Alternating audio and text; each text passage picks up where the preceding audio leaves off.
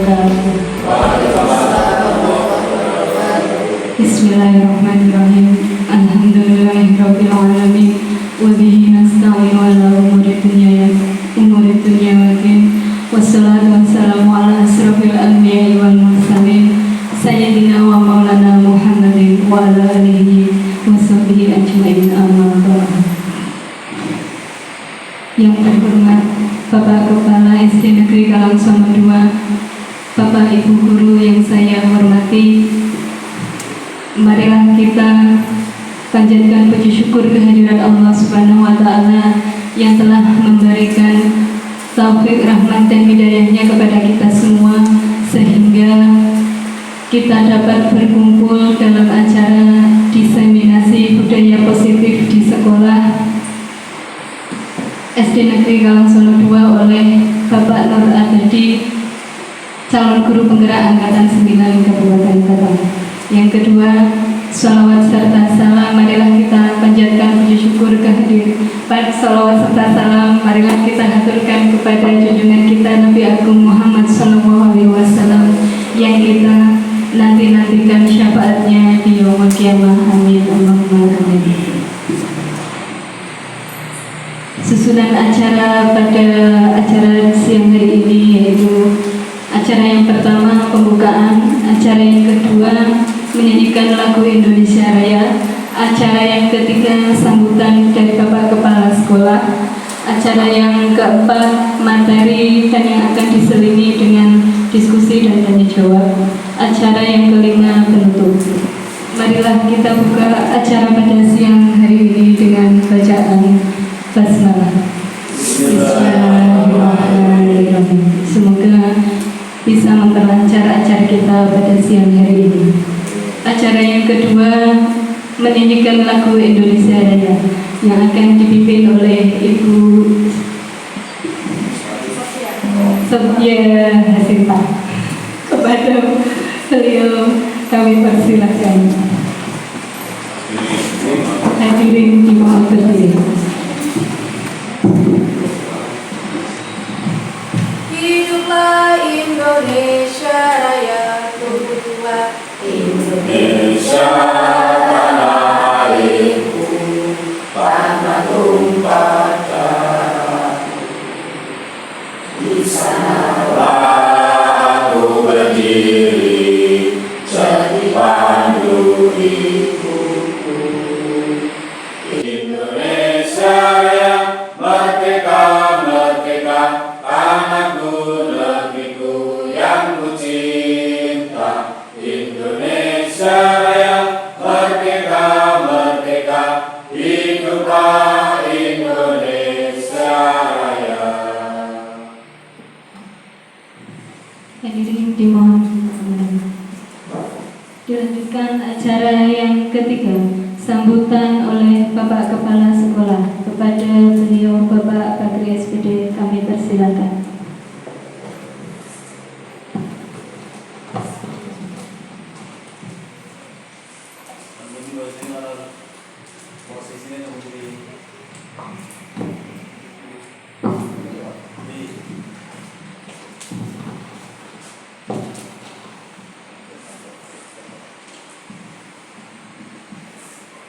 Assalamualaikum warahmatullahi wabarakatuh.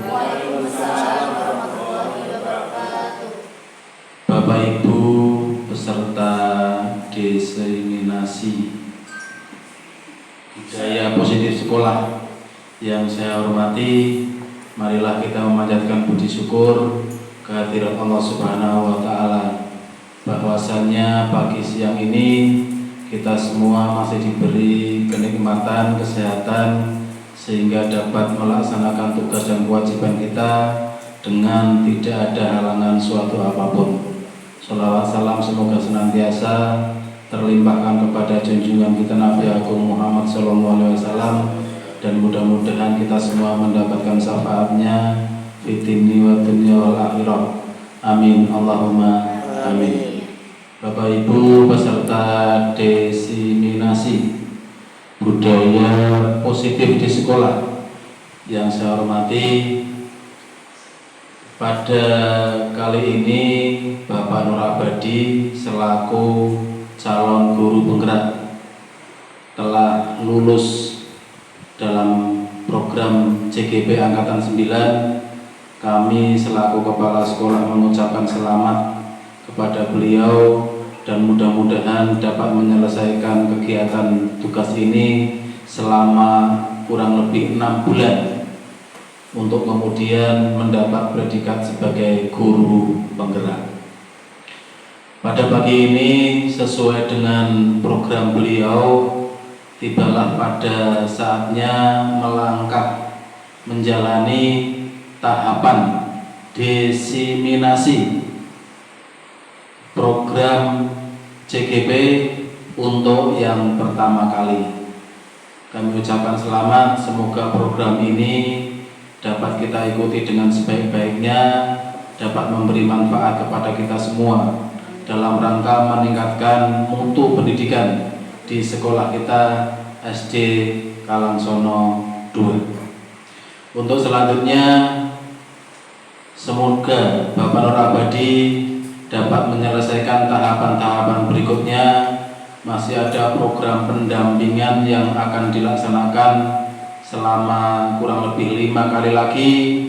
Kemudian kegiatan-kegiatan lainnya, semoga semuanya dapat dilaksanakan dengan sebaik-baiknya dan Pak Nur Abadi dapat menyelesaikan program CGP dan pada akhirnya meraih predikat sebagai GP atau guru penggerak di jajaran Dinas Pendidikan Kabupaten Batang, dan mudah-mudahan ilmunya bermanfaat untuk beliau, untuk anak-anak, dan untuk kemajuan pendidikan utamanya di SD Negeri Kalangsono 2. Demikian sambutan dari kami. Mudah-mudahan kegiatan ini dapat terselesaikan dengan baik. Billahi taufiq wal hidayah. Wassalamualaikum warahmatullahi wabarakatuh.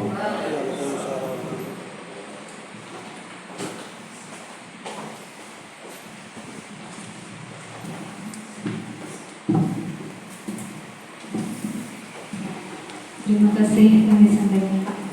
Dilanjutkan acara yang ke-5, penyampaian materi diseminasi budaya positif di sekolah oleh Bapak Nur Abadi. Kepada beliau kami silakan.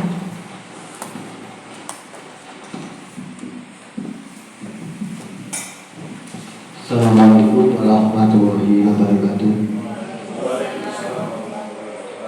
Kepada Bapak Bakri SPD selaku Kepala SDN Kalangsono 02, kepada teman-teman guru dan staf yang saya hormati, tidak lupa teman-teman guru juga dari PAUD Bintang Harapan yang saya hormati.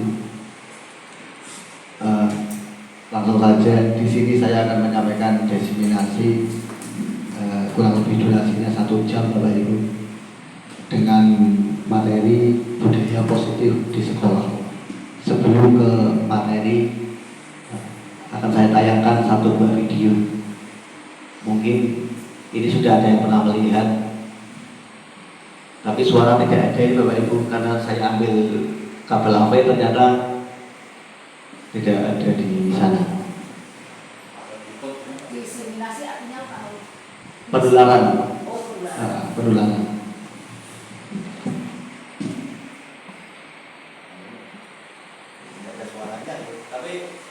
Tapi dari gambar bisa kira-kira ceritanya Bapak Ibu? Kira-kira. Berpaham nak rusak. Ini tidak ada suaranya Pak. Oh, itu bisa. Sebentar, Ini kan betul bisa Pak.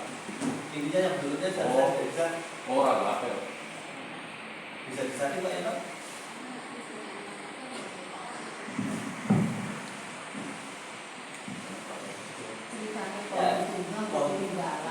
Masukkan di jalan ya Bapak Ibu ya.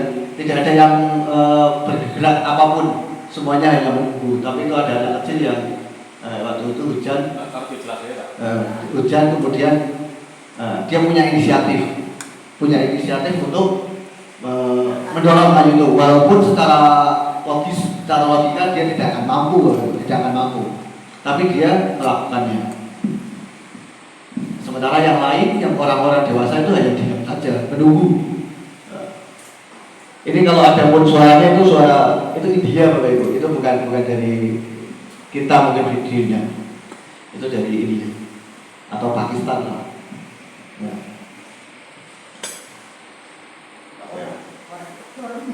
Itu tidak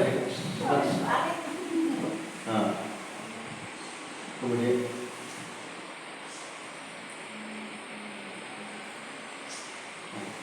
kayak film Oppo tidak ada suaranya. Tapi sudah tidak apa-apa. Yang penting ada ini ceritanya sebenarnya kelihatan. Nah kemudian itu akhirnya bisa dipindahkan. Semuanya berbahagia. Itu Pak Polisnya malah tidur. Kira-kira seperti itu, ada ini ceritanya.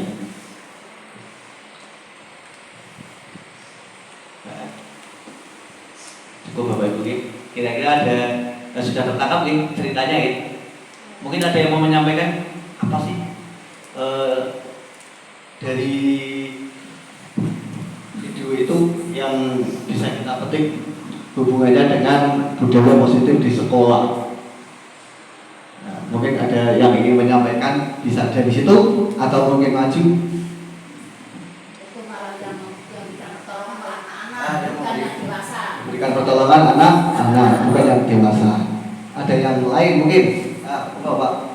Saya kira Pak, jadi segala sesuatu kita mau melakukan apapun, apalagi hal-hal yang baik atau positif, itu diawali dari sebuah niatan untuk melakukan.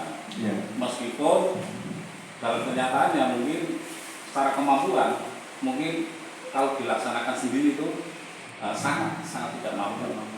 Tapi dengan ada salah satu yang punya niat itu bisa menggerakkan pada orang lain ini. Iya, intinya menggerakkan Pak. Jadi mungkin ada yang lain? Ayo, mungkin tidak apa-apa. Anak kecil yang memberi contoh mendorong. Nah, ini Bapak, kalau kita saksikan dari video itu, kita mungkin punya pikiran lebih jauhnya lagi. Kok bisa ya tertanam seperti itu? Anak kecil punya kepedulian yang luar biasa dan dia memprakarsai. Nah, budaya positif ini harapannya kita tumbuhkan di sekolah untuk itu Bapak Ibu, untuk bagaimana kita menanamkan jiwa-jiwa atau nilai-nilai kebajikan pada anak, sehingga nantinya ketika anak keluar dari dunia pendidikan itu sudah memiliki nilai-nilai positif atau kebajikan-kebajikan. Nah, contohnya tadi karena sudah tertanam, anak itu melakukan tanpa adanya yang menyuruh. Dia punya inisiatif, tak dorong, ingin membantu sesama, peduli, walaupun secara logika dia tidak akan mampu, tapi dia bisa menggerakkan lingkungan di sekitarnya, orang-orang di sekitarnya untuk melakukan hal yang sama. Ya, budaya positif ini nanti harapannya endingnya itu adalah siswa lulus dari sekolah itu sudah tertanam nilai-nilai kebajikan.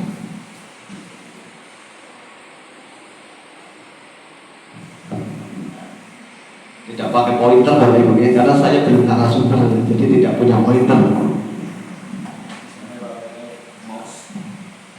Ya, tujuan peserta adalah teori kontrol dan sebagainya. Nah, nanti kita akan bersama-sama berdiskusi, Bapak Ibu. Kita itu berdiskusi. Saya yang menyampaikan apa yang akan diskusi saja sebenarnya, bukan menyampaikan materi. Yang pertama adalah teori kontrol, kemudian perubahan paradigma, kemudian disiplin positif, teori motivasi. Nah, itu yang akan kita bahas hari ini, yang akan kita pelajari.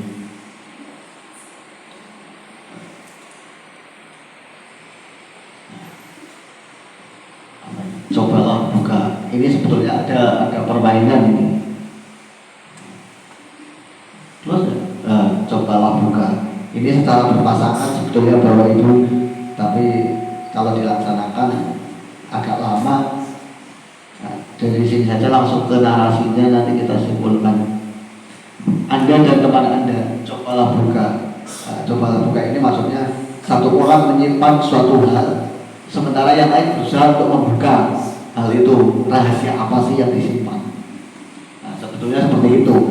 Nah, boleh dengan menggelitik, boleh diidiki, boleh dimotivasi, boleh diiming-imingi, ataupun diintimidasi.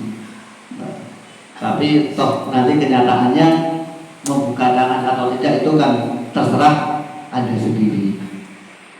Nah, ini seperti jika Anda membuka tangan, apa alasan yang mendasari? Langsung saja bahwa ini sama kok seperti ketika kita diminta sesuatu oleh orang lain, tetapi kemudian kita akan dengan berat hati atau mungkin dengan senang hati akan melakukan.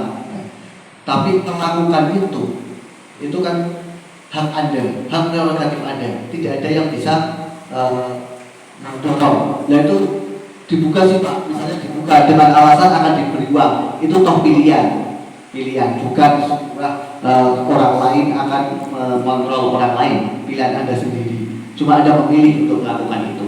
Untuk lebih jauhnya lah, perubahan paradigma bahwa kita itu ilusi kontrol, ilusi ini ya orang temenan, seakan-akan top, tapi ini memang banyak ya. Contoh, ilusi guru mengontrol murid, bahwa kita tuh murid itu bisa kita atur sesuka kita. Nah, ilusi, padahal tidak. Kemudian kritik dan membuat orang bersalah itu menguatkan karakter. Nah, orang dikritik itu akan menjadi lebih baik, orang dibuat rasa bersalah itu nantinya akan insaf. Ternyata tidak juga. Contoh kritik begini, wong lagi pegel-pegel misalnya dikritik, itu tidak akan menguatkan, itu malah tertimpa barang jadi kosong-kosongannya lo dikritik. Nah, ternyata bukan. Kritik itu tidak selalu membuat orang lebih kuat, atau mungkin dibuat rasa bersalah itu malah yang ada nanti adalah penyesalan. Kemudian penguatan positif itu efektif dan bermanfaat. Memuji, memberi hadiah itu akan bermanfaat. Ya bermanfaat, tetapi jangka pendek Bapak Ibu. Itu tidak selamanya. Kalau sudah dilakukan beberapa kali, itu mungkin akan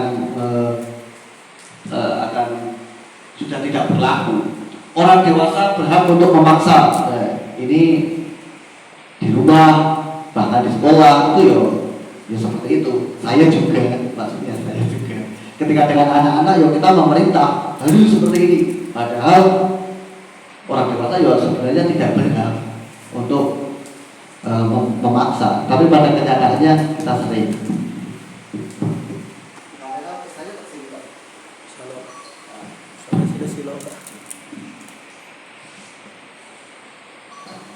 Bagaimana seorang bisa berubah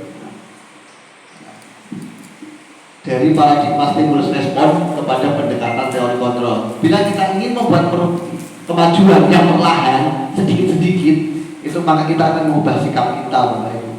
Tapi kalau kita akan mengubah secara besar, itu tidak kita yang berubah, tapi acuan kita yang kita gunakan untuk berubah. Kita melihat dunia itu bagaimana ubahlah kita melihat dunia. Kita menyesuaikan. Misalnya kita anak-anak berhadapan dengan anak-anak, ya maka kita berpikiran dunia mereka apa sih yang mereka inginkan, apa sih mereka yang mereka harapkan. Seperti itu. Kita yang merubah acuannya, bukan mereka yang harus menuruti kita. Jadi ini juga saya praktekkan Bapak Ibu di rumah, tapi tidak berhasil.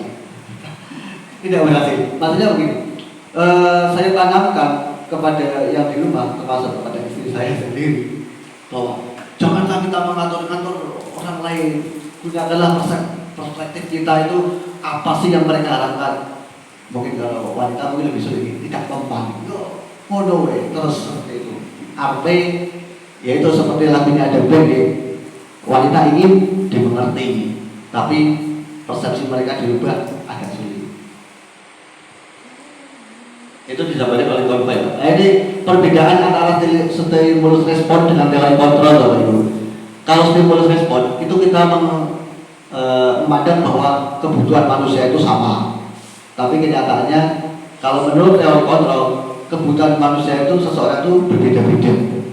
Kemudian kita mencoba mengubah orang akan berpandangan sama dengan kita. Tetapi kalau di teori kontrol, setiap orang itu memiliki gambaran yang berbeda, memiliki pandangannya sendiri-sendiri. Orang melihat sesuatu itu ya tergantung pemikiran mereka. Perilaku buruk itu dilihat dari sebuah kesalahan kalau stimulus respon. Tapi kalau di teori kontrol itu kita berusaha memahami pandangan orang lain tentang dunia. Semua perilaku punya tujuan. Jadi mereka melakukan sesuatu yang tidak sesuai itu pasti ada tujuannya. Nah, kita itu nanti akan digiring ke situ. Semua perilaku itu memiliki tujuan. Termasuk kalau anak melakukan misalnya di kelas hiperaktif atau apa, nah, itu kita digiring, diharapkan untuk memandang bahwa anak itu tujuannya apa sih melakukan hal ini. Nah, itu ke arah itu. Orang lain bisa mengontrol saya. Nah, kalau di teori kontrol hanya ada diri Anda yang mengontrol diri Anda. Tidak ada kontrol dari orang lain. Jangan mau melakukan apa itu ya tergantung Anda sendiri. Tidak ada dari orang lain. Paksaan ada pada saat rujukan gagal. Nah, tapi kalau di teori kontrol kolaborasi, menciptakan pilihan baru. Kalau di stimulus respon berikutnya ada menang kalah. Tapi kalau di teori kontrol menang-menang, itu artinya win-win solution. Harapannya seperti itu. Makna disiplin. Dalam rangka menciptakan lingkungan positif, salah satu strategi yang perlu kita tinjau kembali adalah penerapan disiplin di sekolah. Apakah telah efektif? Apa masih perlu ditinjau kembali? Nah, yang menjadi pertanyaan dasar, arti disiplin itu sendiri apa? Nanti akan beda-beda. Apa kaitannya dengan nilai-nilai kebajikan? Mungkin ada yang ingin menyampaikan disiplin itu apa menurut Anda? Atau mungkin yang selama ini kita pahami? Ayo, tidak apa-apa. Ini menyanda durasinya, nanti kalau saya ngomong terus ya durasinya tidak sampai. Mungkin Pak Yanto yang menurut saya disiplin itu ya kita melakukan sesuatu sesuai dengan kaidah, sesuai dengan norma ataupun sesuai dengan aturan. Melakukan sesuatu sesuai dengan kaidah, norma atau aturan. Mungkin ada yang lain?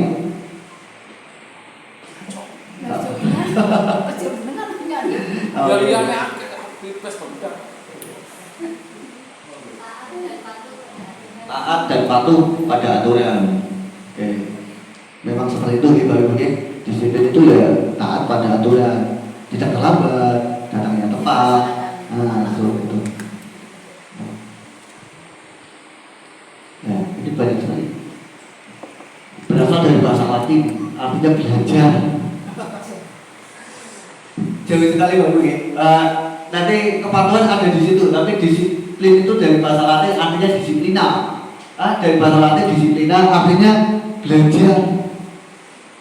Patuh belajar. Disiplin menggali potensi menuju sebuah tujuan.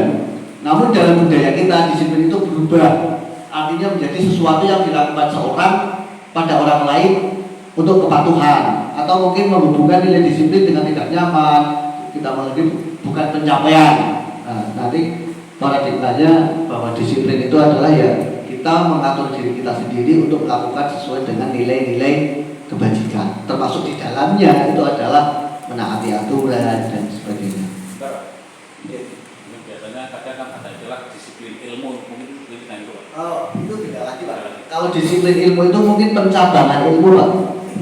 Mengarah ke ilmu apa, ke khususan. Kalau mungkin di kedokteran ya itu sudah penjurusan atau sudah masuk ke ranah mana seperti itu.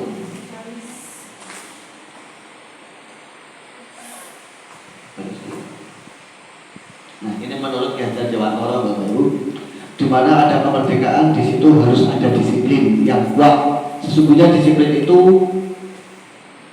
self disiplin, yaitu kita sendiri yang mewajibkan kita sendiri yang mewajibkan kita dengan sekeras-kerasnya.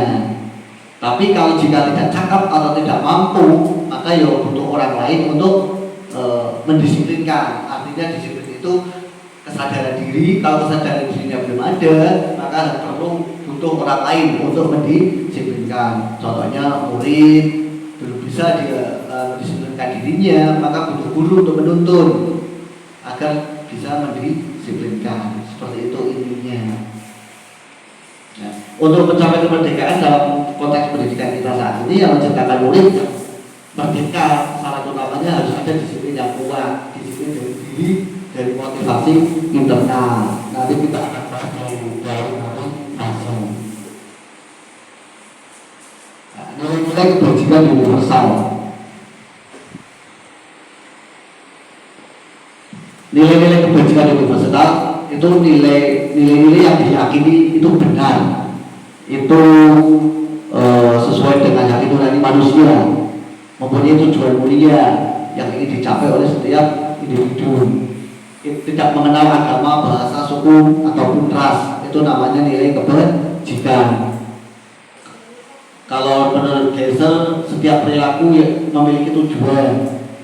Kalau menurut Gersen, nilai kebajikan yang diyakini seseorang maka motivasi intrinsiknya akan terbangun sehingga menggerakkan motivasi dari dalam. Intinya kalau dari saya sendiri ya bahwa nilai kebajikan universal itu sebuah nilai yang diyakini benar dan patut kita laksanakan. Itu adalah nilai-nilai kebajikan tanpa melihat dari agama atau ras, suku manapun. Mungkin bisa diberikan contoh, Pak. Ya. Ini Pak, nilai kebajikan menurut beberapa institusi Pak. Kalau menurut Ibu itu ada toleransi, rasa hormat, integritas, mandiri, menghargai, antusias, simpati. Nah, kalau menurut 9 pilar karakter ini TK ini, ya kan 9. Tapi saya lihat di modul ada 10 Bu, kemudian yang toleransi dan kedamaian dan kesatuan itu saya satukan dengan bulan. Nah, itu benar Bu. Yang terakhir ada toleransi, kedamaian, kesatuan. Karena tadi dilihat saya lihat 10 kemudian 9 Pak. Ada 10 ini. Yang bawah tak gabung. Nah, ada 9. Ini 9 pilar karakter itu yang saya lihat di karena apa? Karena dia ada MUU dengan IHM, ada MUU dengan IHM yang maka melakukan tujuan karakternya sesuai dengan MUU-nya dengan IHM. Ciptaan Tuhan dengan ini saya kira di TK sudah dipasang. Dan kemudian tadi Pak ini MUU dengan IHM. Itu berarti literasi Bapak Ibu melihat kemudian menganalisis itu sudah literasi. Ya, oh ini berarti MUU. Saya kan sudah bisa menyimpulkan berarti TK MUU ini dengan IHM. Kalau dilihat saja, dibaca saja itu namanya tidak literasi membaca. Ya ini berdasarkan The Virtu Project ada peduli integritas, kemudian tidak merendahkan orang lain. Nah, itu sama, hampir sama kalau ini dari The Seven. Kalau kita yang itu Pak, profil pelajar Pancasila. Kalau itu yang kalau kita yang akan 7 ini, karena kita kurikulum merdeka, beriman bertakwa kepada Tuhan Yang Maha Esa dan berakhlak mulia, mandiri, gotong royong, nalar kritis, kreatif dan berkebinaan global. Dan itu yang akan kita tuju, karena kita di lingkup dinas pendidikan di bawah kementerian. Teori motivasi hukuman. Pak Kapolri Bapak Ibu ini materinya cukup banyak. Sudah cepat guys. Nah, motivasi perilaku manusia. Ada motivasi eksternal, internal. Orang melakukan sesuatu itu ada 3 Bapak Ibu yang mendasari. Yang pertama menghindari ketidaknyamanan atau hukuman. Dan kalau di kelas saya itu ini Bapak Ibu yang paling banyak. Mereka datang ya kalau yang sudah tahap 3 itu ya harapan kita yaitu untuk menghargai diri sendiri. Mereka datang pagi ke sekolah itu ya motivasinya saya ingin belajar supaya saya bisa meningkat, main orang ketinggalan pelajaran. Itu budaya yang namanya sudah motivasi internal. Kita datang pagi untuk memenuhi kewajiban, untuk menjaga harga diri, yang berarti itu sudah menghargai diri sendiri, bukan karena takut, bukan karena diberi predikat apa, berarti sudah motivasi internal, dan itu tujuan disiplin positif.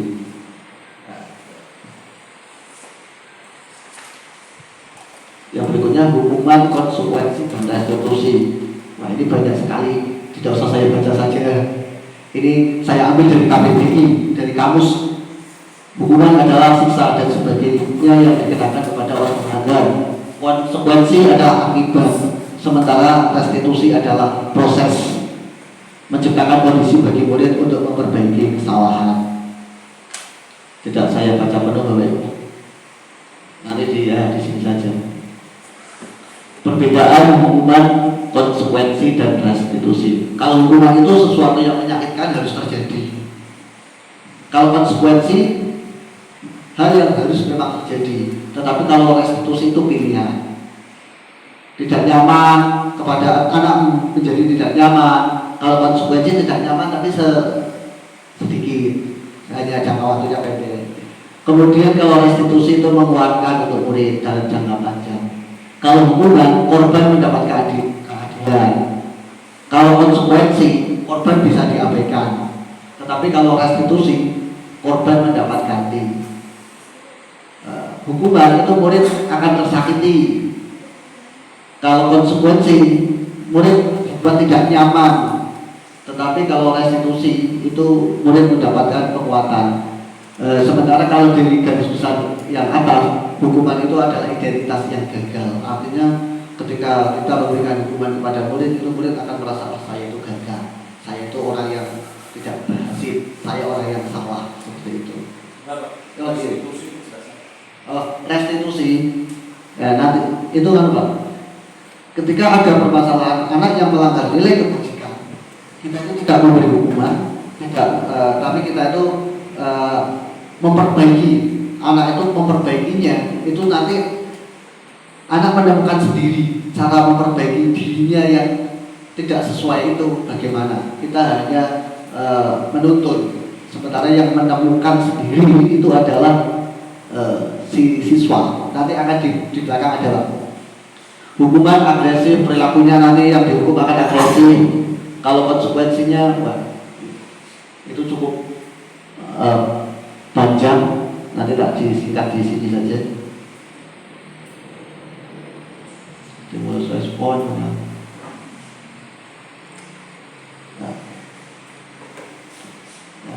Itu kalau hukuman dampak pada murid itu bisa marah, bersalah, sadar diri, bahkan mengasingkan diri. Kemudian kalau konsekuensi itu anak kehilangan hak, tapi hanya sedikit. Tapi kalau restitusi, anak tidak akan kehilangan waktu, namun bersemangat untuk memperbaiki. Nanti ada contoh. Kalau hukuman tiba-tiba tidak diharapkan, sangat melampaui. Kalau konsekuensi sudah diketahui masuk akal. Kalau restitusi itu bersama-sama dengan guru, siswa itu bersama dengan guru. Contohnya seperti ini, ada seorang anak dan di kelas dia bawa minuman tumpah. Ya, kalau di TK mungkin biasa ya, anak menumpahkan makanan dan sebagainya. Minuman itu wis lumrah. Kalau di kelas kita yang bagaimana saya pasti diputar, kemudian kita datang, bocah, aturan dan sebagainya, kemudian dimarahi, kemudian dihukum. Nah, itu namanya hukuman, dibenda-benda dan sebagainya itu hukuman. Tapi kalau menumpahkan minuman di meja, kemudian meja kotor, anak dipanggil, nah kamu sudah menumpahkan minuman, maka konsekuensinya kamu harus membersihkan. Itu konsekuensi.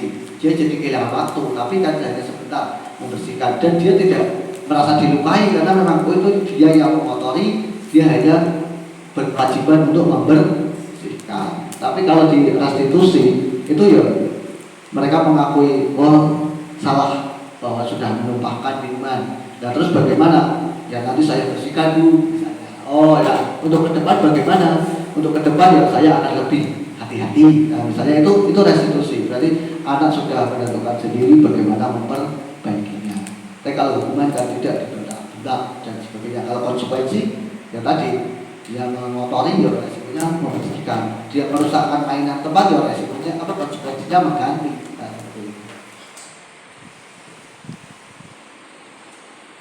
dihukum oleh penghargaan. Tadi ada restitusi, ada hukuman, ada konsekuensi. Yang belum kan penghargaan. ternyata penghargaan itu sama dengan hukuman posisinya Bapak Ibu. Jadi bukan hal yang positif juga memberi penghargaan jika apalagi dilakukan dengan tidak sesuai. Pengaruh jangka pendek dan jangka panjang. Contohnya sistem perankingan itu juga termasuk penghargaan yang menghukum sebetulnya Bapak Ibu. Bagaimana dengan anak-anak yang tidak mendapat ranking, tidak pernah masuk ranking itu, mereka motivasinya akan semakin berkurang. Karena kayak biar ya orang tahu itu ranking, kayak biar ya tidak dianggap dan sebagainya. Itu sebenarnya hubungan.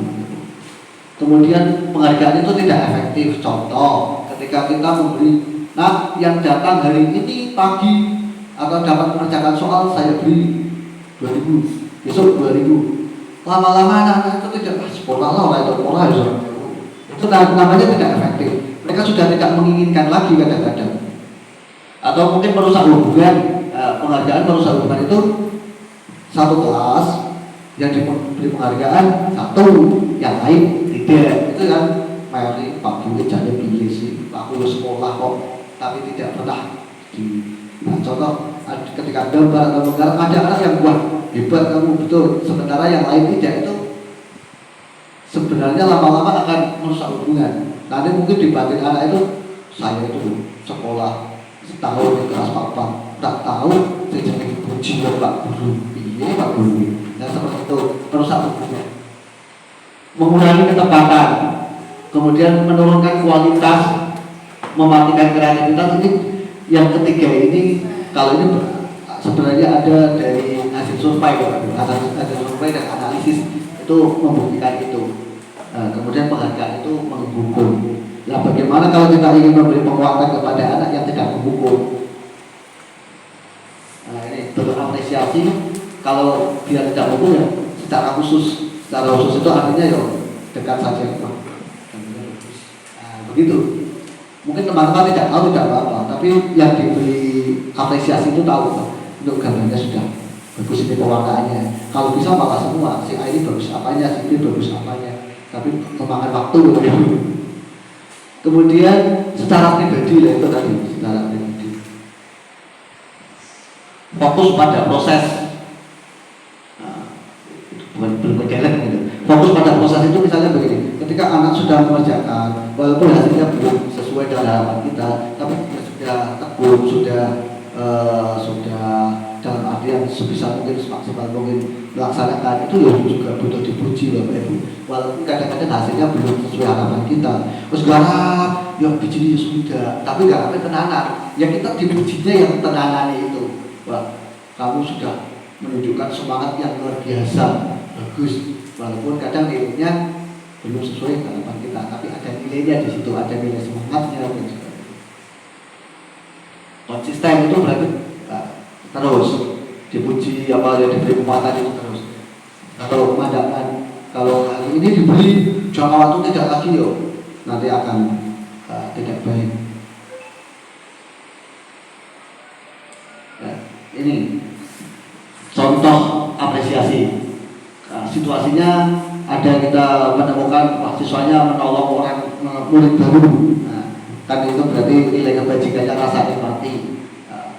Diberi apresiasi. Nah, misalnya kamu saya perhatikan kemarin menolong anak baru itu ya, bagus, kepedulianmu luar biasa, teruskan. Nah, seperti itu. Kalau contoh tidak berutak contoh sekali, 1 jam 5,5 jam. Nah ini tidak terlihat ya, betul. Kita menentukan hukuman atau konsekuensi. Mencatat 100 kali di dalam buku kalimat, saya tidak akan terlambat lagi karena terlambat ke sekolah. Itu hukuman atau konsekuensi Bapak Ibu? Hukuman. Yang berikutnya, lari mengelilingi lapangan basket 2 kali karena terlambat hadir di sekolah. Hukuman atau konsekuensi? Hukuman lagi.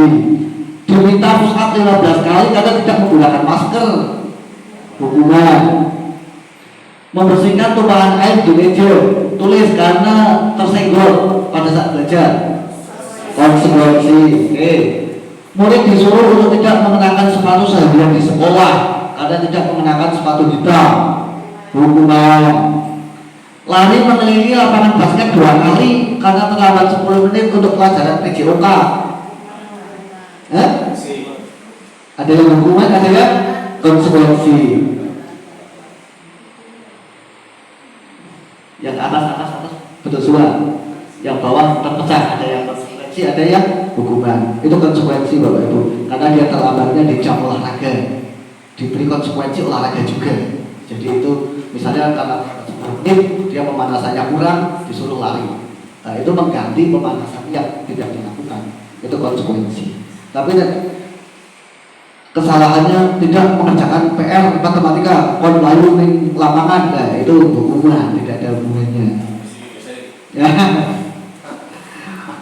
Nah ini itu tadi nih Pak, proses menciptakan kondisi bagi murid untuk memperbaiki kesalahan mereka sehingga mereka bisa kembali pada kelompok mereka dengan karakter yang lebih kuat dan kita yang membimbing. Ya tadi, misalnya kalau kamu kok melakukan itu alasannya apa, kemudian kalau dengan begitu apa yang harus kamu lakukan, nilai apa yang kamu yakini. Nah, kalau nanti siswa akan, oh ya Pak, saya itu tidak sesuai dengan nilai kedisiplinan, nah, seperti itu misalnya. Tapi yo angel berat, angel susu emosi saya juga kadang, tapi lumayan ketika sudah pernah mendengar itu kadang-kadang restitusi gue ngedem tapi ya tetap berprotokol. Ciri-ciri restitusi bukan menebus kesalahan, tapi untuk belajar dari kesalahan, memperbaiki. Ada tawaran, bukan paksaan. Kalau sudah ketemu permasalahannya, apa yang tidak dilaksanakan itu terus bagaimana untuk menyelesaikannya, seperti itu. Perbaikannya bagaimana? Tidak harus, juga yang ini. Nah, itu maksudnya seperti itu. Menuntun, nah kita guru sesuai kegiatan Dewata kita harus menuntun Bapak Ibu, mencari kebutuhan dasar. Nah ini tadi kembali ke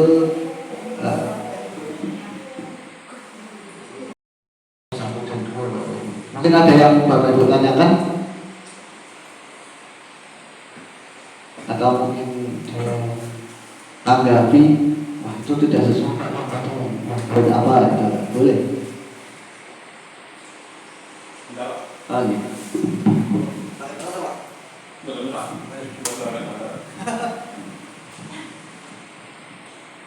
Mungkin karena saya yang katakan ataupun dengan berupa dengan jasa kami tentang memberi penghargaan para pemberi. Tadi intinya kalau kita memberi penghargaan pada murid yang sifatnya secara umum, jadi di situ kelihatannya nilainya kan tidak positif ya. Jadi apakah tidak kalau kita memberi penghargaan pada seseorang secara umum, apakah justru tidak memberikan satu motivasi pada yang lain supaya bisa seperti pada temannya yang diberi penghargaan. Dan juga apakah restitusi itu sama dengan sadar diri? Terima kasih Pak pertanyaannya. Tadi untuk yang memberi penghargaan itu itu ada beberapa kalau dilihat di sini kan ada beberapa hal Pak.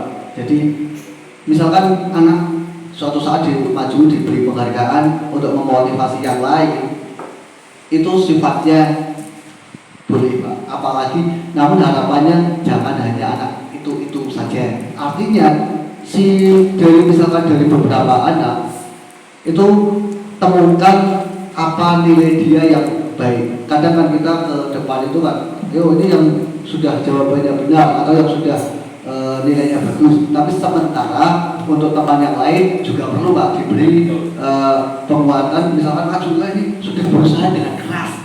Nah itu, maka potensi yang lain.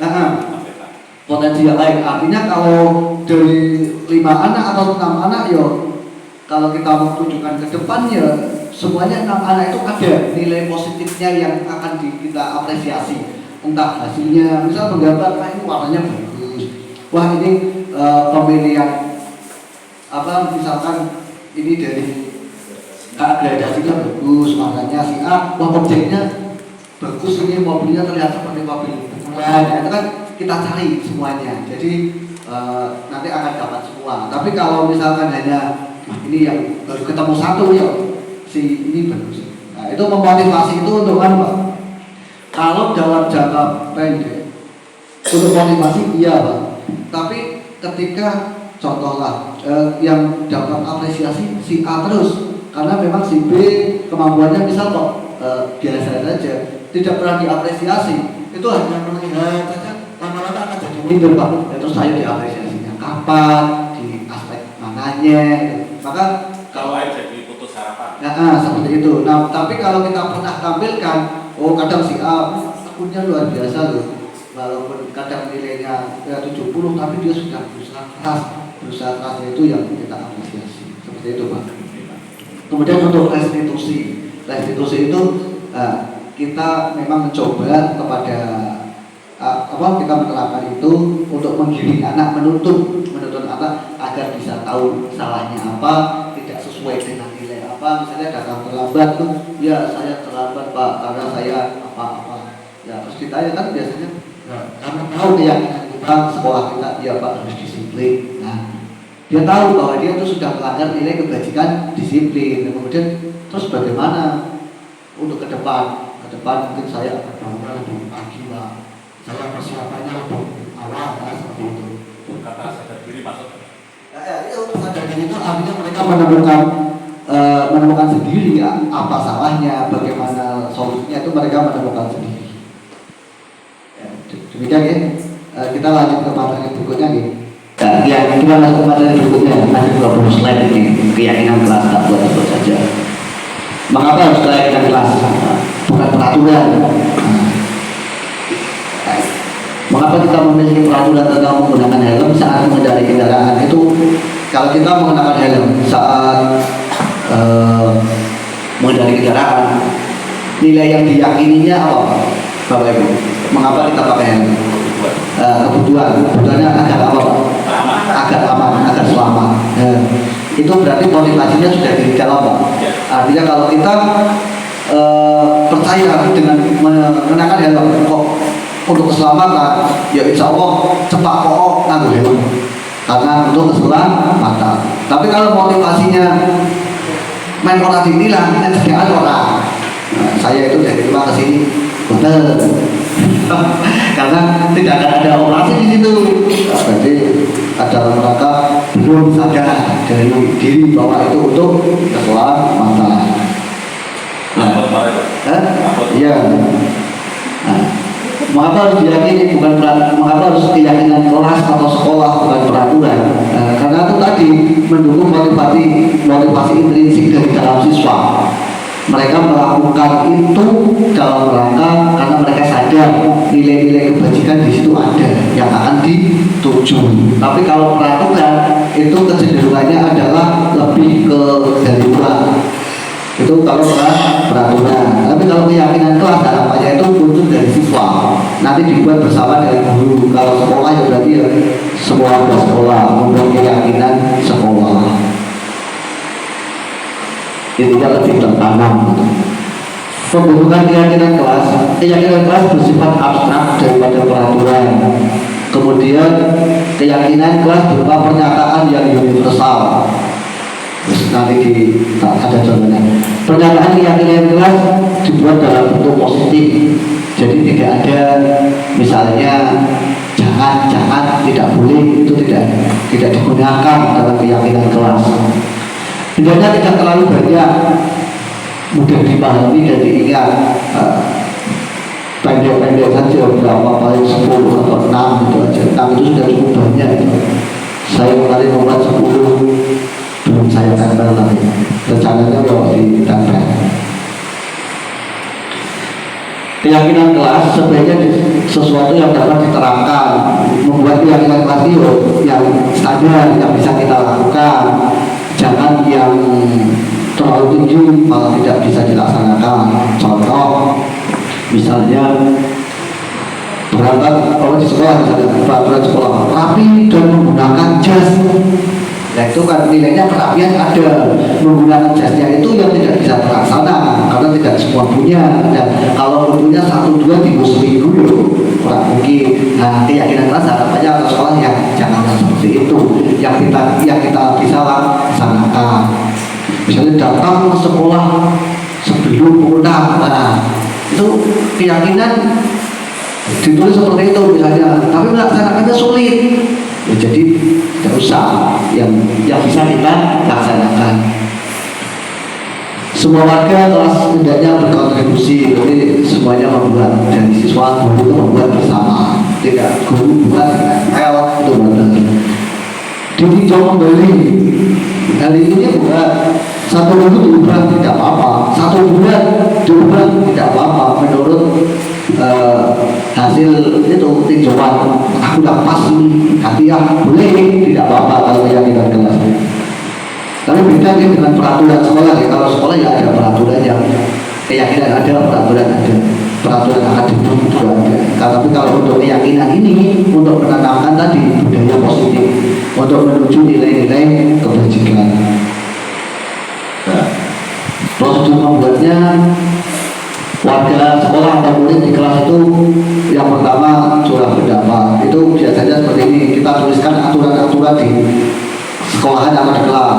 Tidak, misalnya datang tepat waktu, tidak boleh membuang sampah sembarangan, itu ditulis semua, tulis semua siswa bisa menuliskan satu-satu, nanti digabungkan atau dibahas bersama, boleh dicatat. Yang kedua mencatat semua masukan.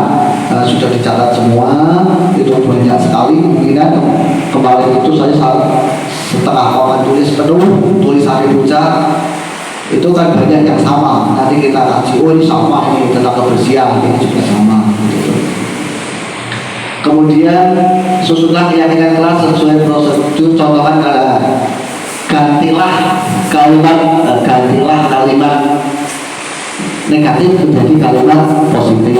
Contoh, misal jangan membuang sampah sembarangan, itu kan ada jangan, seolah itu kita dilarang, maka dibuat menjadi positif dengan cara misal diubah menjadi buanglah sampah di tempatnya. Jangan merusak fasilitas, misalnya ada buku, ada apa itu kan, nah itu ada jangan. Nah kalau anak nulisnya awal seperti itu Pak, jangan merusak, jangan meletakkan barang sembarangan, nah, itu kan bisa kita tuliskan meletakkan barang-barang di tempatnya kembali, seperti itu, kalimatnya positif. Kemudian setelah itu tinjau kembali, setelah menjadi kalimat-kalimat positif itu kita tinjau, ini itu nilainya disiplin, ini nilainya misalnya hormat, seperti itu. Kemudian tinjau ulang setelah jadi sudah dibentuk, itu ditinjau ulang. Nah ini harapannya itu setiap sekolah atau kelas-kelas itu punya keyakinan kelas yang ditempel dan dibacakan ya sebulan sekali atau apa, itu harapannya dibacakan. Kalau saya sudah membuat tapi belum saya tempel. Kenapa kok dibacakan? Kalau ditempel saja itu ya sebenarnya jangan haraplah anak itu membaca, jangan harap. Yang dibaca 1 kali baru tempel itu dibaca, besok ya wes tidak dibaca lagi, maka kita bacakan kembali, ingatkan, ayo anak-anak keyakinan kelas kita. Kadang saya walaupun bisa jaga, ketika ada yang ribut apa, tapi orang mandi lah, kadang-kadang tidak mandi. Karena apa? Itu butuh perlahan-lahan. Jangan pas tulis keyakinan kelas apa ini, pas ngeweh tok Pak. Tapi kan harapannya suatu saat perlahan-lahan. Nah, itu ya tidak apa-apa. Paling tidak kita sudah sesuai, walaupun harapannya hasilnya belum maksimal, ya kita sudah menjalankan itu, harapannya ya bisa akan ada perubahan. Setelah keyakinan kelas yang ini lanjutannya tadi tidak. Nah ini pendalamannya Pak, dibuat seperti itu, ditempel. Nah, misalnya hormat, bentuk hormat itu yang tampak seperti apa? Datang tepat waktu, menyapa teman, nah itu bentuk hormat. Kemudian bawahnya tidak nyambung ini, bawahnya tidak nyambung ini dengan hormat nih. Mengembalikan barang ke yang itu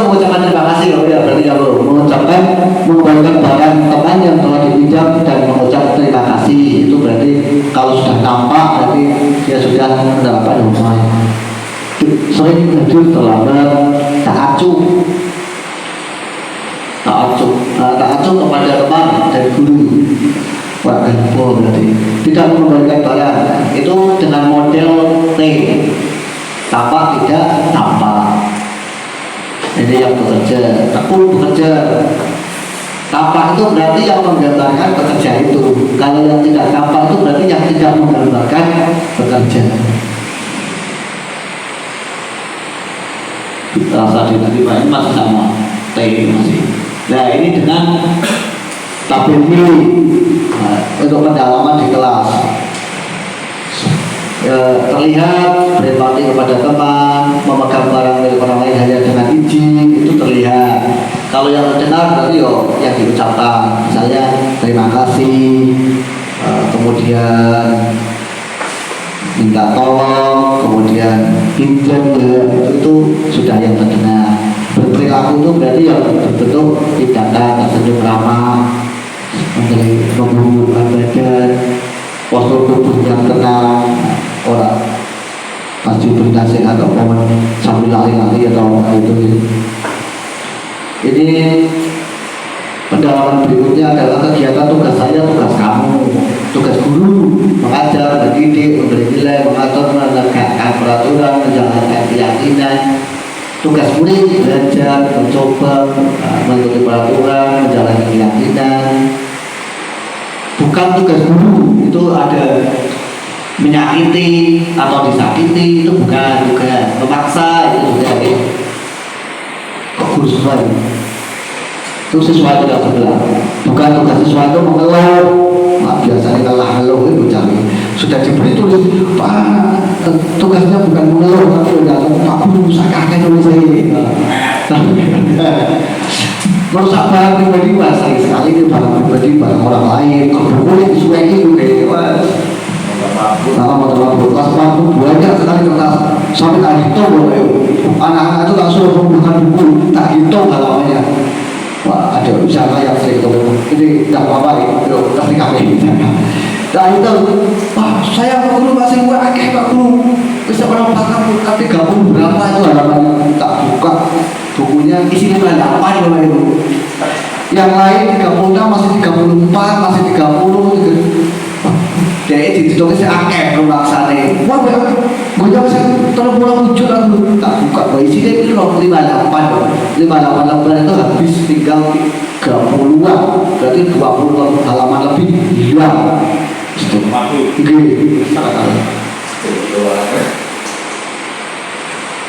Lima kebutuhan dasar. Ada 5 kebutuhan dasar ini. Manusia baru yang pertama bertahan hidup, berikutnya kebebasan, kesenangan, penguasaan, kasih sayang. Yang menjadi utusan bawah itu ketika seorang murid melakukan suatu hal, maka sebenarnya mereka itu dalam rangka untuk menuju rumah ini. Mereka berusaha memenuhi 5 kebutuhan dasar mereka.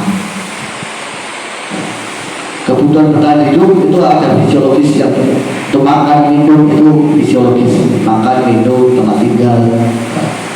Kemudian kalau ada yang psikologisnya juga rasa aman, itu juga kebutuhan dasar yang bertahan hidup. Kalau tidak terpenuhi ya bisa jadi meninggal. Berikutnya kasih sayang dan rasa diterima, ini juga aspeknya psikologis. Contohnya diterima di kelas, kemudian bagian dari kelompok. Tapi kadang kita kan menjumpai di sekolah itu ada anak-anak yang tidak diterima di kelompok. Itu kan kadang ada dicengkel lah namanya. Berarti kalau seperti itu maka dia tidak kebutuhan dasar rasa kasih sayangnya tidak terpenuhi. Kemudian teman kerja, kemudian hidup bersama itu kasih sayang. Anak-anak yang memiliki kebutuhan dasarnya yang kasih sayangnya itu tinggi, itu biasanya ingin disukai, ingin diterima di semua lingkungan. Nah, maka ketika ada anak caper, itu nggak mungkin ini. Mereka itu ingin mencapai tujuan ini. Kebutuhan dasar diperhatikan, seperti itu. Kemudian penguasaan itu pengakuan atas kemampuan, sifatnya psikologis, berhubungan dengan keinginan mencapai sesuatu, kompeten, terampil, diakui, dihargai. Ini kebutuhan atas pengakuan.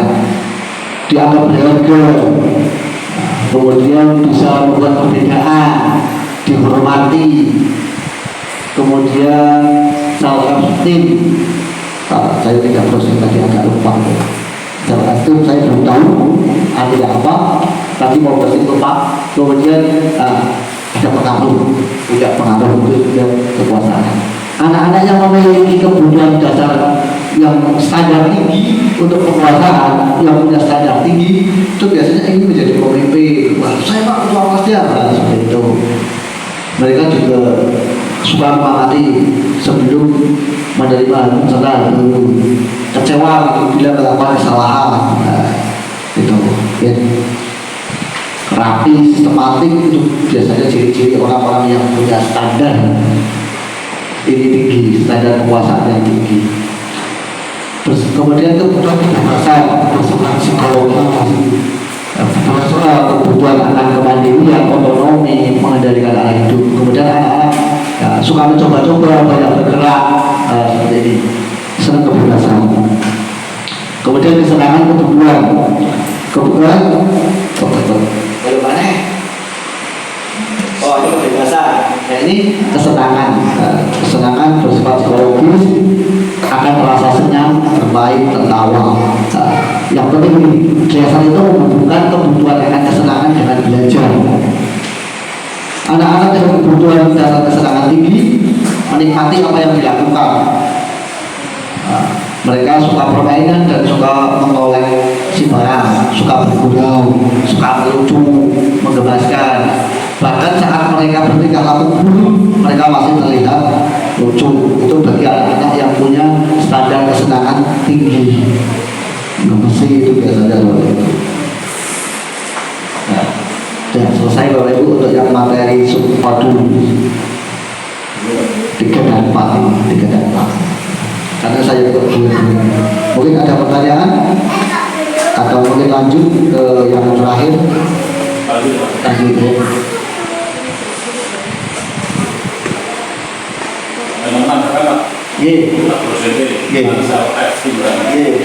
Rasa subjektif seseorang secara keseluruhan tentang arti diri sendiri atau nilai pribadi. Oh, kita kebanggaan diri kita. Tadi mau browsing, tapi tidak nyangkut waktunya, sudah lupa.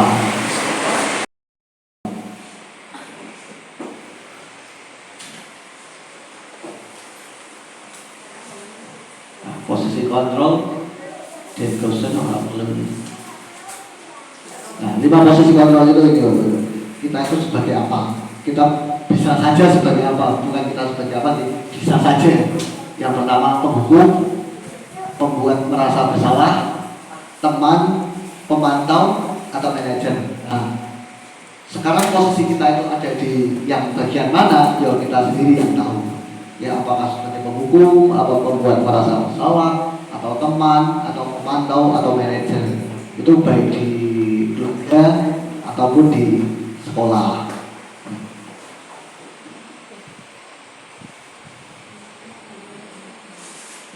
Kalau posisi penghukum itu bisa menggunakan fisik maupun verbal. Verbal itu artinya gerak, nyeneni itu sudah masuk.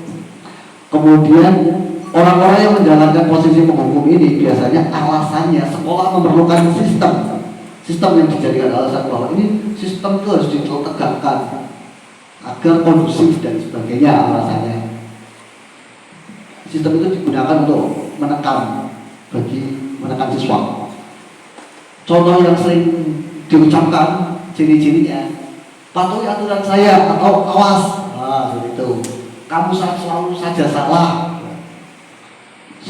Pasti selalu yang terakhir selesai. Itu juga ada, boleh nggak pernah nabung misalnya di. Guru seperti ini senantiasa percaya hanya ada satu cara agar belajar berhasil, yaitu caranya dia. Itu kalau yang posisi penghukum. Posisi membuat merasa bersalah. Pada posisi ini guru lebih lembut. Membuat rasa bersalah akan menggunakan keheningan. Biasanya tindakan baik, tapi membuat tidak nyaman. Siswa itu menjadi tidak nyaman, merasa bersalah. Nah ini namanya saja membuat merasa bersalah. Contoh yang diucapkan, ibu sangat kecewa sekali dengan kamu. Berapa kali bapak harus memberitahu kamu ya? Atau mungkin kamu itu bagaimana sih? Sudah diajari kok tidak bisa-bisa. Nah itu juga suka membuat merasa bersalah itu. Kayak halus, tapi yo rasanya wah jadi merasa bersalah. Gitu semua pernah bapak ibu. Jadi positifnya yo hubungan dengan murid dan guru itu baik. Tapi kadang-kadang negatifnya jika guru itu tidak ada atau pas berhalangan atau tidak di tempat, guru yang lain tidak dianggap. Misalnya biasanya berteman dengan guru A dekat, diperintah gampang, menganut. Si guru A pas berhalangan tidak hadir, yang perintah guru B dia kadang tidak jalan bapak ibu karena merasakan itu bukan teman saya, itu tidak kocok atau bukan megah. Itu ada bapak ibu seperti itu. Tapi baiknya ya dengan si guru yang tadi berteman itu dekat. Contoh kata-kata yang digunakan, ayo bantulah demi bapak ya, ingat bantuan bapak selama ini. Hal negatif dan positif teman, bila suatu saat guru tersebut tidak membantu atau mungkin pas ketika si guru tersebut kebetulan tidak sempat atau mungkin sedang tidak ada waktu atau mungkin banyak faktor sehingga tidak membantu murid yang tadi. Ketika si murid itu butuh bantuan, itu maka bisa jadi penilaiannya yang tadi wah saya suka dari bapak itu teman saya, pas tidak membantu akan lepas. Bagaimana lepas dari itu? Tak kira pak kayaknya bono gelem bantu ternyata orang. Sama itu pas sekali yang tidak bisa membantu kadang akan muncul seperti itu. Kadang kita di masyarakat juga sih ketika kita sudah berteman, kadang banyak membantu, pas tidak bisa. Kadang yang teman yang itu kadang punya pikiran tak kira koncone ternyata lamis seperti itu. Kadang pernah loh, padahal kitanya yang mungkin tidak sempat atau apa. Itu bisa membelot seperti itu. Posisi memantau berarti mengawasi. Pada saat kita mengawasi kita bertanggung jawab.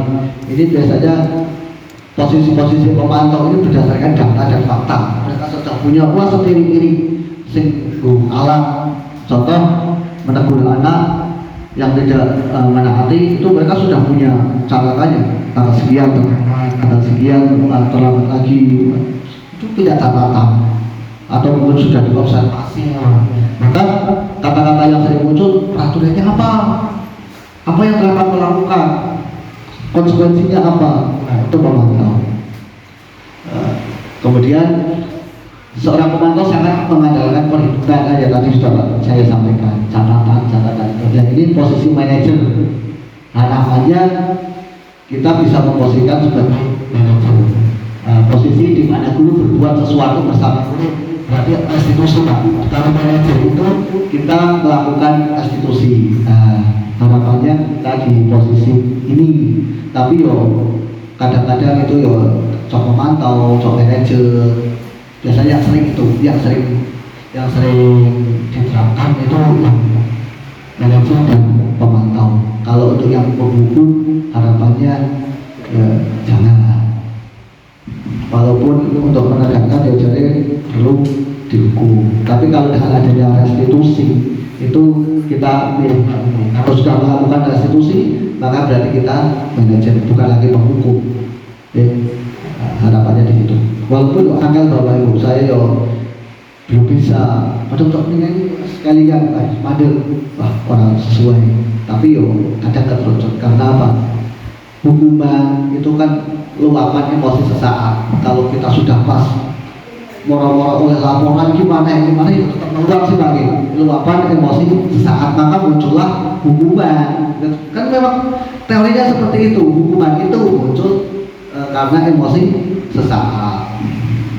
Jadi ya memang kondisinya seperti itu. Tapi kalau ketika restitusi ya terus mandiri pelan-pelan.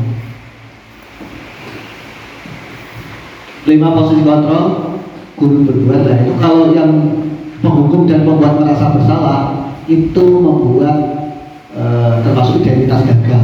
Artinya dengan dilakukan seperti itu siswa merasa gagal. Tapi kalau dengan identitas sukses, teman pemantau itu identitas sukses. Artinya kita tidak membuat murid itu merasa gagal. Itu intinya. Nah, kalau yang teman dan pemantau itu kontrol positif, sementara kalau manajer itu berarti kontrol diri, karena kita menuntut siswa untuk memperbaiki diri dan menemukan kesalahannya sendiri. Pokoknya yang penting itu, kalau penghukum dan membuat merasa bersalah itu nantinya akan membuat siswa merasa gagal, merasa minder. Tapi kalau yang ketiga itu tidak, itu identitas sukses, karena mereka tidak merasa disalahkan, tidak merasa dihakimi.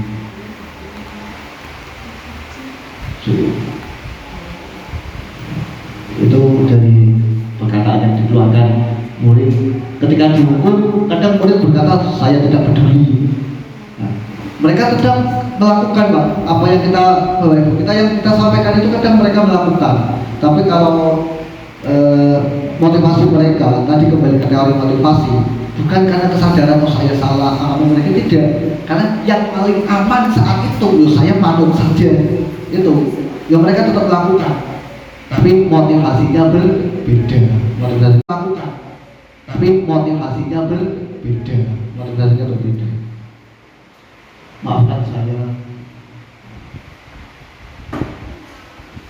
Dampak kalau menghukum memulai kesalahan berulang kali, dampaknya bagi murid kadang menjadi agresif. Kalau muridnya, apalagi yang sudah besar-besar ya, SMA, kalau orang ini menghukum, kalau membuat rasa bersalah itu siswa akan merasa gagal, rendah diri. Kemudian kalau teman menjadi tergantung, tidak mandiri, ya seperti tadi, sekali tidak dibantu mengatakan bukan teman. Kalau pemantau menitik beratkan pada dampak pada sendiri-sendiri. Tapi kalau manajerial itu dampaknya bagi murid adalah mereka evaluasi diri sendiri atau refleksi terhadap mereka sendiri. Penerapan ke restitusi ada 3 tahapan: menstabilkan identitas, validasi tindakan yang salah, kemudian menanyakan keyakinan. Langsung saja. Yang paling bawah itu menstabilkan identitas, kemudian validasi, kemudian menanyakan. Langsung tak skip saja, Pak, cukup, waktunya sudah selesai. Menstabilkan identitas itu bagian dasar, bertujuan mengubah dari anak yang merasa gagal menjadi anak yang sukses. Karena perkataan yang sering digunakan, berbuat salah itu tidak apa-apa, atau mungkin tidak ada manusia yang sempurna. Saya juga pernah melakukan kesalahan. Itu artinya bahwa murid melakukan kesalahan itu bukan akhir dari segalanya, karena semua orang juga pernah seperti itu. Bapak Ibu tidak tertarik siapa yang salah, mencari siapa yang salah, tapi untuk mencari solusi. Kemudian validasi tindakan. Setiap tindakan kita dilakukan dengan satu tujuan, yaitu memahami kebutuhan dasar mereka apa sih yang tidak terpenuhi. Karena anak melakukan tindakan yang tidak sesuai dengan nilai kebajikan itu penyebabnya adalah ada atau mereka ingin mencapai tujuan, yaitu kebutuhan dasar itu. Kebutuhan dasar apa yang ingin mereka capai. Jadi itu yang kita cari. Kemudian kata-kata yang biasa digunakan, padahal kamu bisa melakukan lebih buruk dari ini ya, tapi kamu kok tidak. Etok-etok. Kemudian kamu pasti punya alasan melakukan hal itu. Kemudian kamu boleh mempertahankan sikap itu, tapi ada sikap lain yang harus kamu tunjukkan juga. Itu bentuk nanti akan muncul perbaikannya. Menanyakan keyakinan, tadi setelah ada 2 sisi itu, sisi terakhir adalah menanyakan keyakinan. Ditanyakan, kalau yang kamu lakukan itu sesuai dengan nilai keyakinan yang mana, seperti itu. Misalnya setelah bermain dengan teman, kita tanya keyakinannya, saya tidak menghormati, kemudian perbaikannya anak disuruh untuk apa perbaikannya. Terima kasih. Sudah selesai Bapak Ibu, karena sudah 1 jam lebih. Mungkin ingin ada yang ditanyakan atau dikonfirmasi.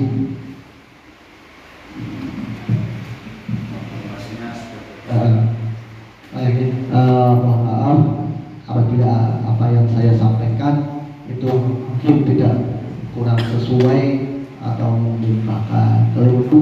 Itu berarti pemahaman saya yang ada yang salah dengan pemahaman saya. Apabila ada yang bermanfaat, ya alhamdulillah, bahwa apa yang saya sampaikan ini adalah materi dari modul calon guru penggerak yang memang harus saya diseminasikan untuk menaik tugas. Terima kasih. Wassalamualaikum warahmatullahi wabarakatuh.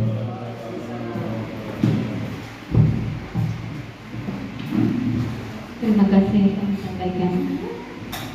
Acara yang terakhir yaitu penutup. Kita tutup acara pada siang hari ini dengan bacaan hamdalah. Alhamdulillahirabbil alamin.